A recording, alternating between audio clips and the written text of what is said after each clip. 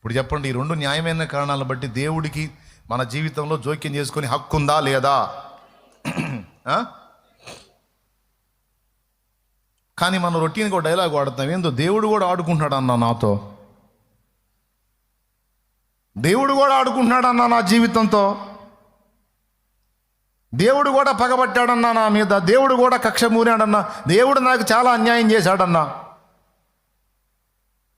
నేనేం తప్పు చేశానన్నా, ఎంత నీతిగా ఉన్నా, ఎంత నిజాయితీగా ఉన్నా, ఎంత మంచిగా ఉన్నా, ఎంత అలా ఉన్నా, ఎంత ఇలా ఉన్నా, అసలు దేవుడు ఇలా ఎందుకు చేశాడన్నా, పగబట్టాడన్నా, దేవుడికి కూడా న్యాయం లేదన్నా.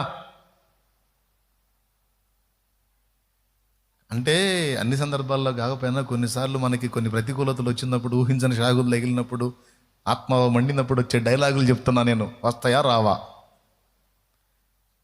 దేవుడు నా జీవితంతో ఆడుకుండు. ఒక కవి రాశాడు,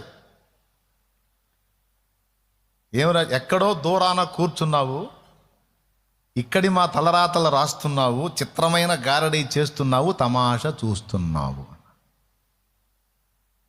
దేవుడు చిత్రమైన గారడీలు చేస్తున్నాడంట, తమాషాలు చూస్తున్నాడంట, తలరాతలు ఆయన రాశాడంట, రాసిన ప్రకారం జరుగుతుంటే ఆయన నవ్వుతా చూస్తున్నాడంట. ఎక్కడో దూరాన కూర్చొని, ఎక్కడో దూరాన కూర్చున్నావు, ఇక్కడి మా తలరాతలు రాస్తున్నావు. అవునా? ఆదాము పండు తిని పాపం చేసి పతనమై మరణం తెచ్చుకోవాలని దేవుడు రాసిపెట్టాడా?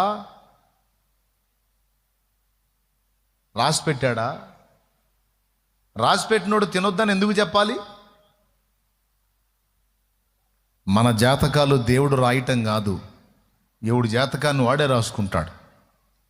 ఒక మాటలో చెప్పాలంటే మన బ్రతుకులను మనమే రాసుకుంటాం. అయితే దేవుడు చేసేది ఏంటంటే, మనం ఎలా రాసుకుంటామో, ఏ విధంగా పోతామో దేవుడు ముందే ఎరిగి ఉన్నందున మన బ్రతుకులను గురించి ముందే మనల్ని హెచ్చరిస్తాడు. మన జీవితాలు ఎటుపోతాయో, ఎన్ని మలుపులు తిరుగుతాయో, చివరికి ఏ మజిలీ చేరతామో మొత్తం ఎరిగి గ్రంథస్థం చేసి కూర్చున్నాడు. అంతేగాని ఈ వ్యక్తి ఇలా కావాలి, ఈ వ్యక్తి ఇలా కావాలి, ఈ వ్యక్తి ఇలా కావాలని దేవుడు రాయడు. ఇది మనం అర్థం చేసుకోవాలి. కొంతమంది అంటారు, ఏం చేద్దామమ్మా, నీ ముఖాన్ని అలా రాసి పెట్టాడు దేవుడు అంటే. ఏందమ్మా రాసి పెట్టింది? అన్నీ దేవుడే రాసి పెడితే, దేవుడు రాసిన ప్రకారం అన్నీ జరుగుతుంటే మనిషిని నేరస్తుడిని ఎందుకు చేస్తాడు దేవుడు? ఒకడు కత్తి తీసుకొని ఒకడిని పొడిచాడండి, ఈడు వాడిని పొడవాలని ఆయనే రాశాడు, ఈడి పొడుపు దెబ్బ కూడా సావాలని ఆయనే రాశాడు. అప్పుడు ఇంకా కేసు ఎక్కడుంది? ఎందుకురా పొడిచావని నిన్ను అడుగుదాం. నా చేతిలో చావాలని వాడికి అలా రాసి పెట్టుంది సార్, వాడిని పొడవాలని నాకు ఇలా రాసి పెట్టుంది సార్ అంటే ఇంక కేసు ఉందా? అట్లయితే నిన్ను తీసుకెళ్ళి తన్నాలని మాకు రాసి పెట్టుందిరని పోలీసు వాళ్ళు తీసుకొని పోతారు. దేవునికి స్తోత్రం, హల్లెలూయా. అన్ని దేవుడే రాసిన ప్రకారం దేవుడే నడిపిస్తూ ఉంటే, చిన్నపిల్లలు బొమ్మలాటలు ఆడతారు చూడండి, పట్టాలు వాళ్ళే పెట్టుకుంటారు, దాని మీద రైలు బొమ్మ వాళ్ళే పెట్టుకుంటారు అని వాడు తిరుగుతూ ఉంటాడు, వాడు తిప్పుకుంటూ ఉంటాడు. అలాంటి బొమ్మలాటలు ఆడుకున్నట్టు అయింది దేవుడు. దేవుడేం బుజ్జి పాపడా బొమ్మలాటలు ఆడుకోవటానికి? కాదు కాదు కాదు. దేవుడు మహాజ్ఞాని, మనకు కూడా జ్ఞానం ఇచ్చాడు. దేవుడు అన్ని రాసిన ప్రకారం మొత్తం జరుగుతుంది అనడు.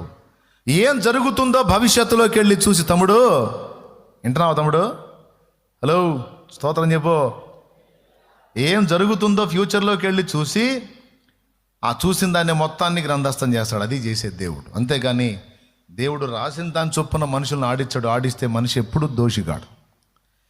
ఆదాము ఆ పండు తినాలి అని దేవుడే రాసి ఉంటే పండు ఆదాము తిన్నా పాపం కాదు. నువ్వు రాసిన ప్రకారం తిన్నా సార్, రాసిన నీ తప్పైద్ది, కానీ తిన్న నాది ఎట్లా తప్పైద్ది?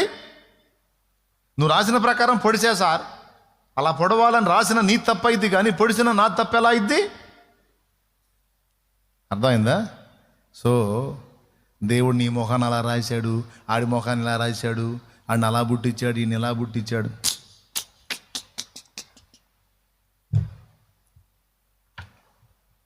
దేవుడు ఎవరిని కూడా అలా రాసిన దాని ప్రకారం నడవండి రాని శాసించే పరిస్థితి లేదు. పూర్తిగా మన లైఫ్లో మనమే రాసుకుంటాం. అయితే వినండి, ఇక్కడ అయితే మనం ఎలా రాసుకుంటామో, చివరికి మనం ఏ విధంగా ముగించబడతామో ఎరిగి ఉన్న దేవుడు గనుక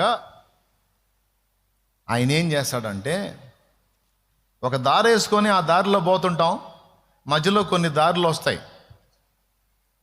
ఒక దారి ఉంటుంది, ఆ దారిలో మనం వెళ్తా ఉంటే మధ్యలో కొన్ని దారులు వస్తాయి, దానికి లింక్ దారులు. ఈ దారినే మనం పోయామంటే పాతాళంలో పడతాం. అందుకని దేవుడు ఏం చేస్తాడంటే, అలాగ మనం పరిగెత్తుకుంటా పోతున్నప్పుడు లేదు, స్ట్రైట్గా పోయి ఇటు పడతాడు అనుకున్నాడు అనుకో, పక్క దారి ఉంటుంది చూసావా, ఆ టర్నింగ్ దగ్గరికి వచ్చినప్పుడు అడ్డు తగులుతాడు. అడ్డు తగిలి ఇలాగ పోయి గుంట్లో పడకుండా అడ్డు తగిలి మన గమనాన్ని అడ్డు తిప్పుతాడు. అప్పుడేం జరిగింది, ఇప్పుడు దాకా స్ట్రైట్గా పరిగెత్తి గుంట్లో పడదామని పరిగెత్తినాడు, అక్కడ మలుపు తీసుకున్నప్పుడు ఇక జీవం వైపు పరిగెత్తుతాడు.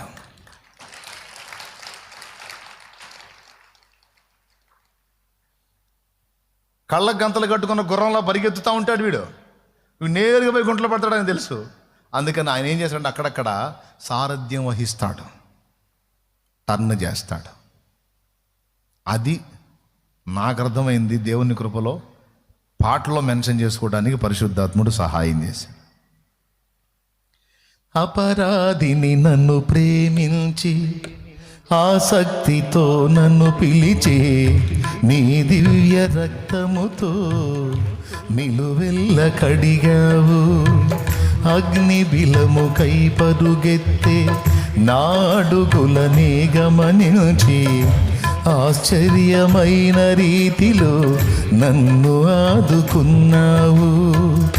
నీ జీవ గ్రంథములోన నా పేరు రాశావు. నీ జీవ గ్రంథములోన నా పేరు రాశావు. మళ్ళీ ఇక్కడ ఇంకొక ట్విస్ట్ ఉంది. బలవంతంగా నెట్టడు మళ్ళీ మనల్ని. ఈ స్ట్రైట్గా పోతున్నావురా, పోయి గుంట్లో పడతావు, ఇదిగో ఇక్కడ అడ్డదారు వచ్చింది చూడు, ఇక్కడ పక్కదారు వచ్చింది చూడు, కొంచెం అటు తిరుగుతావా, అటు తిరుగుతావా, అటు తిరుగుతావా, బయటపడతావు, ఇది నీ క్షేమం కాదు, అటు తిరుగో తిరుగో తిరుగో అని మాట్లాడతాడు, పిలుస్తాడు, ఆలోచన పుట్టిస్తాడు. మళ్ళీ అడ్డు తగిలి బలవంతంగా తిప్పాడు అనుకో, అందరినీ తిప్పాలి మరి పరలోకానికి. అంతే కదండి. ఇప్పుడు అందరు మనుషులకు కనపడి ఒక్కటి బాధి మొత్తం బాప్తీసం పొందిపోండి అంటే ఈలాగా సావాలి మనం. నేనే కదా, ఇక మీరు కూడా దిగియాలి బాప్తీసం వాళ్ళందరికీ. కానీ అలా చేస్తున్నాడా? లేదు లేదు లేదు. అలాగ రఫ్గా పరిగెత్తుతున్న వాడిని గమనించి కేకేస్తున్నాడు. జ్ఞానము సంత వీధులలో పిలుస్తున్నది, వీధి మొగలలో అది మొర్ర పెట్టుతుంది, మొత్తుకుంటుంది. జ్ఞానము లేని వారులారా మీరు ఎంతకాలం జ్ఞానం లేని వారుగా ఉండకూడదురో. అపహాసకులారా మీరు ఎంతకాలము జ్ఞానమును అపహాస్యము చేయుదురు. ఆలకించండి, నా ఆత్మను మీ మీద కుమ్మరిస్తానని పిలుస్తున్నాడు.